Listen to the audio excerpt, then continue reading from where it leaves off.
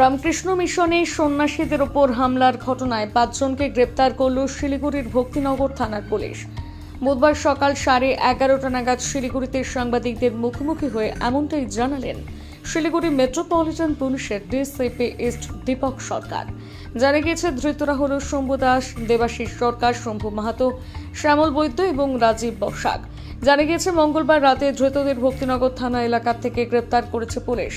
প্রসঙ্গত, চলতি মাসের 19 তারিখ ভোর রাতে প্রায় 3:30 নাগাদ প্রদীপ রায় নামে এক জমি মাফিয়া সহ আরও বেশ কয়েকজন শিলিগুড়ির সেবক রোডে অবস্থিত রামকৃষ্ণ মিশনের সন্ন্যাসীদের আবাসনে হামলা চালায়। অভিযোগ, আগ্নেয়াস্ত্র নিয়ে তারা ভেতরে প্রবেশ করে মারধর করে সন্ন্যাসীদের।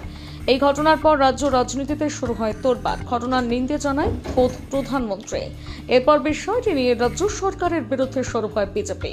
চাপে পড়ে ঘটনায় মূল অভিযোগ থেকে পুলিশ গ্রেপ্তার না করলেও মিশনের অভিযোগের ভিত্তিতে ঘটনায় জড়িয়ে থাকা অভিযোগে 5 জনকে গ্রেপ্তার করে।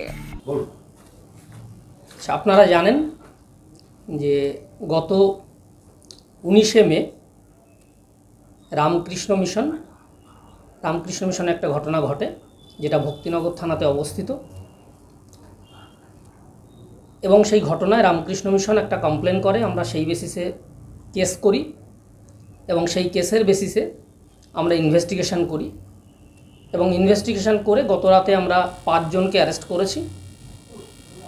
শম্ভু দাস, দেবাশিস সরকার, শম্ভু মাহাতো, শ্যামল বৈদ্য, এরা সব ভক্তিনগর থানা এলাকাতেই বাড়ি।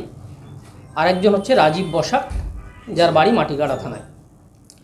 রামকৃষ্ণ মিশনের মূল অভিযোগ যেটা ছিল সেটা হচ্ছে রাত্রেবেলা 3টে সাড়ে 3টের দিকে প্রদীপ রায় বলে একজন এবং আরও 10-12 জন সেখানে ঢোকে এবং রামকৃষ্ণ মিশনের কিছু লোকজন ওখানে ছিল, যাদেরকে ভয় দেখায়, মারধর করে এবং কিছু মোবাইল